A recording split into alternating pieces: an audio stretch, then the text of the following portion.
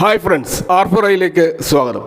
8 ദിവസത്തെ തുടർച്ചയായ പോസിറ്റീവ് ക്ലോസിങ്ങിന് ശേഷം ഇന്ന് നിഫ്റ്റി നെഗറ്റീവിലാണ് ക്ലോസ് ചെയ്തതെങ്കിലും നമ്മൾ BSEയിൽ നോക്കിക്കഴിഞ്ഞാൽ 52% സ്റ്റോക്കുകൾ അഡ്വാൻസ് ചെയ്തിട്ടാണുള്ളത്. 42% സ്റ്റോക്കുകളാണ് ഡിക്ലൈൻ ഉള്ളത്. അതായത് ഡിക്ലൈൻ ആയിട്ടുള്ള സ്റ്റോക്കുകൾ കുറവാണ്, അഡ്വാൻസ് ചെയ്ത സ്റ്റോക്കുകളാണ് കൂടുതൽ. NSEയിലും അത് തന്നെയാണ് അവസ്ഥ. 1709 സ്റ്റോക്കുകൾ അഡ്വാൻസ് ചെയ്തപ്പോൾ 1355 സ്റ്റോക്കുകളാണ് ഡിക്ലൈൻ ചെയ്തത്.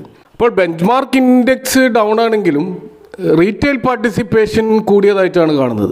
അപ്പോൾ സ്വാഭാവികമായിട്ടും നിഫ്റ്റിയിലുണ്ടായിട്ടുള്ള ഈ ഒരു നേരിയ ഡിക്ലൈന് അതിന് കാരണമായിട്ട് തോന്നുന്നത് US-ന്റെ FOMC മീറ്റിംഗുമായി ബന്ധപ്പെട്ടിട്ടും അതുപോലെ നാളെ നിഫ്റ്റി എക്സ്പയറി ആണ്.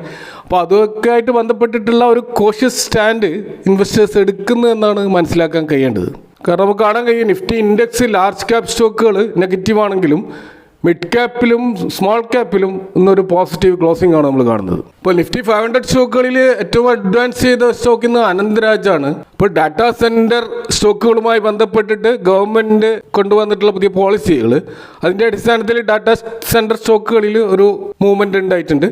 കാരണം അവിടെ 20 വർഷത്തെ ഒരു ടാക്സ് ഇളവാണ് ഇവർക്ക് കൊടുക്കാൻ പോകുന്നത്. അതുകൂടാതെ ധാരാളം ഇൻസെൻറ്റീവ്സുകളും ഈ ഡാറ്റാ സെൻറ്റർ സ്റ്റോക്കുകൾ കൊടുത്തുകൊണ്ട് ഈ മേഖലയിൽ നല്ലൊരു അഡ്വാൻസ്മെൻറ്റ് പ്രതീക്ഷിച്ചുകൊണ്ടാണ് ഗവൺമെൻറ് നീങ്ങുന്നത്.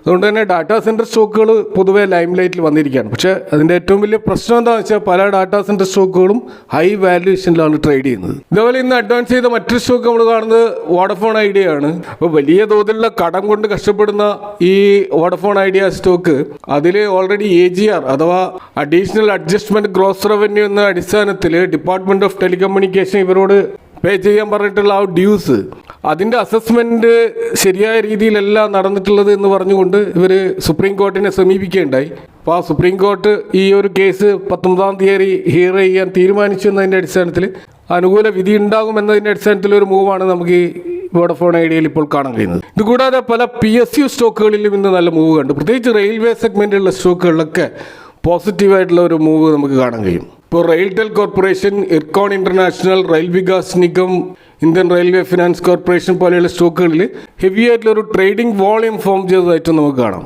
അപ്പോൾ ഇതൊക്കെ ഓർഡർ ബുക്കിൻ്റെ അടിസ്ഥാനത്തിൽ വന്നിട്ടുള്ള ഒരു മൂവാണ്. നമുക്ക് റെയിൽടെൽ കഴിഞ്ഞ ദിവസമാണ് അവർക്ക് ബീഹാർ എഡ്യൂക്കേഷൻ പ്രൊജക്ട് കൗൺസിലിൻ്റെ ഒരു വലിയ പ്രൊജക്റ്റ് കിട്ടിയിട്ടുള്ളത്. അതുകൂടാതെ അവർക്ക് പല മൾട്ടിപ്പിൾ ഓർഡർ എല്ലാം കൂടി ഏകദേശം 1000 കോടി വാല്യൂ ഉള്ള ഓർഡർ ബുക്ക് ലഭിച്ചിട്ടുണ്ട് എന്നാണ് റിപ്പോർട്ടുകൾ സൂചിപ്പിക്കുന്നത്. അതുപോലെ RVNL സ്റ്റോക്കിലും 169 കോടിയുടെ ഒരു പ്രൊജക്റ്റ് വെസ്റ്റ് സെൻട്രൽ റെയിൽവേയിൽ നിന്നും കിട്ടുകയുണ്ടായി. അതുപോലെ നോൺ PSU റെയിൽവേ സ്റ്റോക്കായിട്ടുള്ള ജൂപ്പിറ്റർ വാഗണിലും 113 കോടിയുടെ ഒരു ഓർഡർ ലഭിച്ചിരുന്നു. അപ്പോൾ 77,000 കോടിയുടെ ഒരു റെയിൽവേ പ്രൊജക്റ്റുകൾ നോർത്ത് ഈസ്റ്റ് മേഖലയിൽ ഇംപ്ലിമെൻറ്റ് ചെയ്യുമെന്ന് റെയിൽവേ മിനിസ്റ്റർ അശ്വിൻ വൈഷ്ണവ് പറഞ്ഞതും ഈ റെയിൽവേ സ്റ്റോക്കുകളിൽ ഒരു പോസിറ്റീവ് മൊമെൻറ്റം സൃഷ്ടിക്കാൻ കാരണമായിട്ടുണ്ട്. ഇതുപോലെ ഇർക്കോൺ ഇന്റർനാഷണലും ഇന്ന് നല്ല രീതിയിൽ മുന്നോട്ടേക്ക് പോയിരുന്നു. ഇതുകൂടാതെ മണിപ്പൂരിലും 8500 കോടിയുടെ പുതിയ റെയിൽവേ പ്രൊജക്റ്റുകൾ അനൗൺസ് ചെയ്തിരുന്നു. അപ്പോൾ ഇത്തരത്തിലുള്ള പുതിയ ഗവൺമെൻറ് ഓർഡറുകളാണ് റെയിൽവേ സ്റ്റോക്കുകളിൽ ഒരു ഓപ്റ്റിമിസം ഇപ്പോൾ ക്രിയേറ്റ് ചെയ്യപ്പെട്ടിട്ടുള്ളത്. സ്വാഭാവികമായിട്ടും റെയിൽവേ സ്റ്റോക്കുകളിൽ ഒരു മൂവ് ഉണ്ടാകുമ്പോൾ അതിനെ ഫൈനാൻസ് ചെയ്യുന്ന IRFC സ്റ്റോക്കുകളിലും അതുകൂടാതെ ആ ഒരു മേഖലയിലുള്ള എല്ലാ സ്റ്റോക്കുകളിലും ആ ഒരു പോസിറ്റീവ് മൂവ് നമുക്ക് എപ്പോഴും കാണാറുള്ളതാണ്. ഇതുകൂടാതെ റെയിൽവേ സ്റ്റോക്കുകളിലുണ്ടായ ഈ മൂവ് കാരണം മറ്റ് PSU സ്റ്റോക്കുകളിലും അതിൻ്റെ എഫക്റ്റ് ഉണ്ടായി. ഇപ്പോൾ ഹഡ്കോ ഇന്ന് 3% മുന്നോട്ട് പോയതായിട്ട് കാണാം. അതുപോലെ ഇരയുടെയും 3% മുന്നോട്ട് പോയിരുന്നു. IFCI 5% മുന്നോട്ട് പോയിരുന്നു. അപ്പോൾ ഈ സ്റ്റോക്കുകളിലൊക്കെ ഇതിൻ്റെ ഒരു റിപ്പിൾ എഫക്റ്റ് നമുക്ക് കാണാൻ കഴിയും. അപ്പോൾ വരും ദിവസങ്ങളിൽ തീർച്ചയായിട്ടും നമ്മൾ PSU സ്റ്റോക്കുകൾ ഫോക്കസ് ചെയ്യാവുന്നതാണ്. പക്ഷേ അവിടെ ശ്രദ്ധിക്കേണ്ട ഒരു കാര്യം, തീർച്ചയായിട്ടും ഒരു പ്രോഫിറ്റ് ബുക്കിങ്ങും നമ്മൾ പ്രതീക്ഷിക്കേണ്ടി വരും. അതുകൊണ്ട് ഇപ്പോൾ ഷോർട്ട് ടേം എൻട്രി എടുക്കുന്നവർ തീർച്ചയായിട്ടും ഒരു സ്റ്റോപ്പ് ലോസ് മെയിൻറ്റെയിൻ ചെയ്തുകൊണ്ട് ഈ സ്റ്റോക്കിൽ മുന്നോട്ട് പോകുന്നതായിരിക്കും നല്ലത് എന്നാണ് മനസ്സിലാക്കാൻ കഴിയുന്നത്. അപ്പോൾ NSEയുടെ ഒരു ഫ്രീ ജേണൽ ആയിട്ടുള്ള മാർക്കറ്റ് പൾസ് എന്ന് പറയുന്ന മാഗസിനിൽ വന്ന ഒരു റിപ്പോർട്ടിൻ്റെ അടിസ്ഥാനത്തിൽ നമുക്ക് കാണാൻ കഴിയുന്നത് NSE ക്യാഷ് മാർക്കറ്റിൽ ഇൻവെസ്റ്റേഴ്സിൻ്റെ പാർട്ടിസിപ്പേഷൻ, പ്രത്യേകിച്ച് ഇൻഡിവിജ്വൽ ഇൻവെസ്റ്റേഴ്സിൻ്റെ പാർട്ടിസിപ്പേഷൻ കഴിഞ്ഞ 5 മാസത്തെ ഏറ്റവും ലോ ലെവലിൽ എത്തിയതായിട്ടാണ് ഡാറ്റകൾ സൂചിപ്പിക്കുന്നത്. അപ്പോൾ ഈ കഴിഞ്ഞ ഓഗസ്റ്റ് മാസം ആ ഫിഗർ കാണുന്നത് 1.07 കോടിയാണ്. അപ്പോൾ 2024 സെപ്റ്റംബറിൽ അത് 1.57 കോടിയായിരുന്നു. അപ്പോൾ നല്ലൊരു ഇടിവാണ് അവിടെ തീർച്ചയായിട്ടും ഉണ്ടായിട്ടുള്ളത്. കൂടാതെ ഡെറിവേറ്റീവ് മാർക്കറ്റിലും ഇതേ രീതിയിലുള്ള ഒരു ട്രെൻഡാണ് കാണുന്നത്. 2024 ജൂണിൽ 52 ലക്ഷം പാർട്ടിസിപ്പേഷൻ ഉണ്ടായ സ്ഥാനത്ത് ഇപ്പോൾ അത് 31 ലക്ഷമായിട്ട് ചുരുങ്ങിയതായിട്ടാണ് റിപ്പോർട്ടുകൾ സൂചിപ്പിക്കുന്നത്. അപ്പോൾ സെബിയുടെ നിയന്ത്രണങ്ങളും പ്രത്യേകിച്ച് ഈ ഓപ്ഷൻ മാർക്കറ്റിൽ അവർ കൊണ്ടുവന്ന പല പരിഷ്കാരങ്ങളും എക്സ്പയർ റിലേറ്റഡ് ആയിട്ടുള്ള ഇഷ്യൂസും ഇതൊക്കെ മൊത്തത്തിൽ ആ വോളിയം കുറയാൻ കാരണമായിട്ടുണ്ട് എന്നാണ് മനസ്സിലാക്കാൻ കഴിയുന്നത്.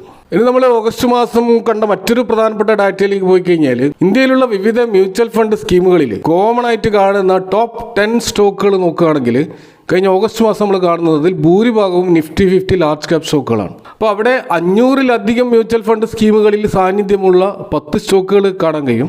ACEMF ഏജൻസീസിൻ്റെ റിസർച്ച് പ്രകാരമാണ് ഈ ഡാറ്റകൾ നമ്മൾ കാണുന്നത്. അതിൻ്റെ അടിസ്ഥാനത്തിൽ HDFC ബാങ്കാണ് ഏറ്റവും അധികം മ്യൂച്വൽ ഫണ്ട് സ്കീമുകളിൽ നമ്മൾ കാണുന്നത്. 709ഓളം മ്യൂച്വൽ ഫണ്ട് സ്കീമുകളിൽ HDFC ബാങ്കിൻ്റെ സാന്നിധ്യമുണ്ട്. മൊത്തത്തിൽ 3.13 ലക്ഷം കോടിയുടെ ഒരു മാർക്കറ്റ് വാല്യൂ ആണ് വിവിധ മ്യൂച്വൽ ഫണ്ടുകളിൽ HDFCയുടെ നമ്മൾ കാണുന്നത്. രണ്ടാം സ്ഥാനത്ത് നമ്മൾ കാണുന്നത് ICICI ബാങ്കാണ്. 693 മ്യൂച്വൽ ഫണ്ട് സ്കീമുകളിൽ ICICI ബാങ്കിൻ്റെ ഷെയർ നമുക്ക് കാണാൻ പറ്റും. മൊത്തത്തിൽ 2.46 ലക്ഷം കോടിയുടെ ഒരു മാർക്കറ്റ് വാല്യൂ ആണത്. അതുപോലെ മൂന്നാമതായിട്ട് കാണുന്നത് ഇൻഫോസിസ് ആണ്. 632 മ്യൂച്വൽ ഫണ്ട് സ്കീമുകളിൽ ഇൻഫോസിസ് കാണാം. അതിൻ്റെ മാർക്കറ്റ് വാല്യൂ ടോട്ടൽ 1.25 ലക്ഷം കോടിയാണ് കാണുന്നത്. അതേപോലെ ഭാരതി എയർടെലാണ് 4ാം സ്ഥാനത്ത് കാണുന്നത്. 631 മ്യൂച്വൽ ഫണ്ട് സ്കീമിൽ ഇതിൻ്റെ പ്രസൻസ് ഉണ്ട്. 1.21 ലക്ഷം കോടിയുടെ ഒരു മാർക്കറ്റ് വാല്യൂ ആണ് ഭാരതി എയർടെലിൻ്റെ നമ്മൾ മൊത്തത്തിൽ കാണുന്നത്. മറ്റൊന്ന് റിലയൻസ് ഇൻഡസ്ട്രീസ് ആണ്. 602 മ്യൂച്വൽ ഫണ്ട് സ്കീമുകളിൽ റിലയൻസ് ഇൻഡസ്ട്രീസ് ഉണ്ട്. 1.74 ലക്ഷം കോടിയുടെ ഒരു മാർക്കറ്റ് വാല്യൂ ആണത്. അതേപോലെ state bank of India 591 mutual fund സ്കീമുകളിൽ അതിൻ്റെ പ്രസൻസ് ഉണ്ട്. 1.04 ലക്ഷം കോടിയുടെ ഒരു മാർക്കറ്റ് വാല്യൂ SBIയുടെ നമുക്ക് കാണാൻ പറ്റും.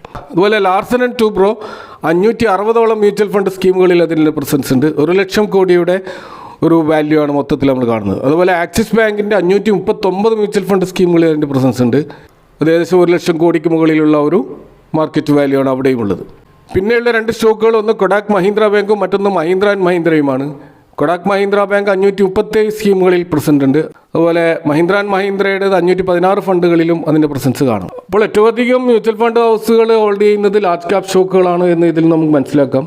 കൂടുതൽ സേഫ് ആയിട്ടുള്ള ഒരു ഇൻവെസ്റ്റ്മെൻറ്റ് ഓപ്ഷൻ എന്നുള്ള നിലയിലായിരിക്കാം ഇത്തരത്തിൽ ലാർജ് ക്യാപ് സ്റ്റോക്കുകളിൽ അവർ കൂടുതൽ ഹോൾഡിംഗ് നടത്തുന്നത്.